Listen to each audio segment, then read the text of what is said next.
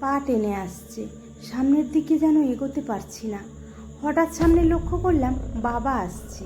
দেখে বুঝলাম আমার এদিকেই আসছে। বাবাকে দেখে একটু হাঁপ ছেড়ে বাঁচলাম।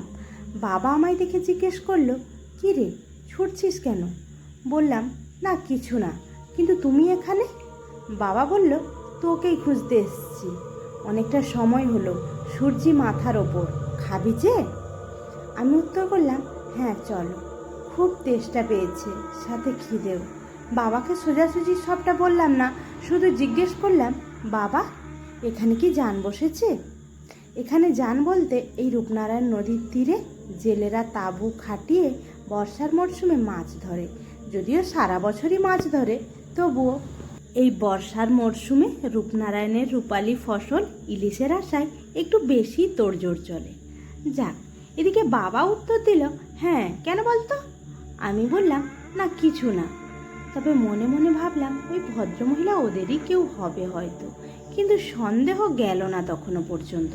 কেমন অস্বাভাবিক লাগছে, আর সেই ভয়ঙ্কর অনুভূতিটা মনে পড়ে যাচ্ছে। বাড়ি গিয়ে খাওয়া দাওয়া করে মাকে ঘটনাটা বললাম। শুনে হাসলো প্রথমে মা, তারপর বলল, ওই মহিলাটাকে দেখে তুই ভয় পেয়েছিস?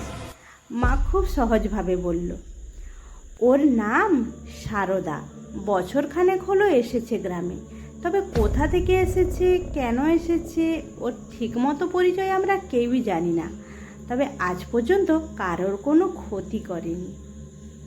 আর ও কখন কোথায় থাকে কেউ জানে না, খুব কম লোকের চোখে পড়েছে। আজ তুই দেখেছিস? বললাম, হ্যাঁ। বললাম, মা ও কি তাহলে পাগল? মা হেসে বলল, আমি ঠিক জানি না, কারণ আমার চোখে কখনো পড়েনি। আমি যারা দেখেছে তাদের কাছে শুনেছি। আর ও পাগল হবে কেন? ওর অনেক গরু আছে জানিস, গরু বাছুর মিলিয়ে মোট 52টা। আমি জিজ্ঞেস করলাম, ও থাকে কোথায়? মা বলল, ওই চড়াতে একটা ত্রিপলের ঝুপড়ি করে থাকে, আর গরুগুলো ওই মাঠেই চড়ে বেড়ায়, ওদের কোনো বাসস্থান নেই। আমি বলে উঠলাম, রোদ বৃষ্টি ঝড়ে সারা বছর খোলা আকাশের নিচে গরুগুলো রয়ে যায়? আচ্ছা, এত গরু মানে দুধ ঘি ঘুঁটে অনেক উপার্জন তো তাহলে। নিজে তো ত্রিপলের ঘরে থাকে, ওগুলো করে কি? আর জিজ্ঞেস করলাম, ওর আর কে আছে?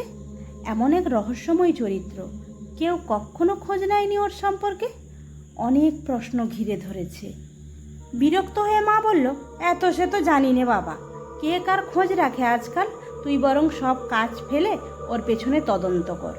মা বিরক্ত বোধ হয়েই বলল, আমার মেলা কাজ পড়ে, কাল ভোরে উঠতে হবে, সব কাজ সেরে রাখি। এই বলে মা কাজ সেরে ঘুমোতে চলে যায়। আমি ফোন ঘাঁটছি, এমন সময় একটা বিকট আওয়াজ হয়। আমি চমকে গেলাম। পাশের রুমে মা। মাকে সাড়া দিলাম, মা মা।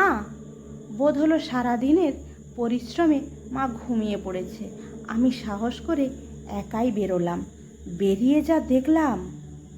তো বন্ধুরা, বাইরে বেরিয়ে আমি কি দেখলাম সেই পর্বটা না হয় তৃতীয় পর্বে দেখব। তো রাতের কুহেলি ভোরের মায়া গল্পটি তোমাদের কেমন লাগছে আমাকে কিন্তু অবশ্যই কমেন্ট করে জানিও। আর এরকম সুন্দর সুন্দর গল্প পেতে চ্যানেলটি সাবস্ক্রাইব করে আমার পাশে থেকে যেও।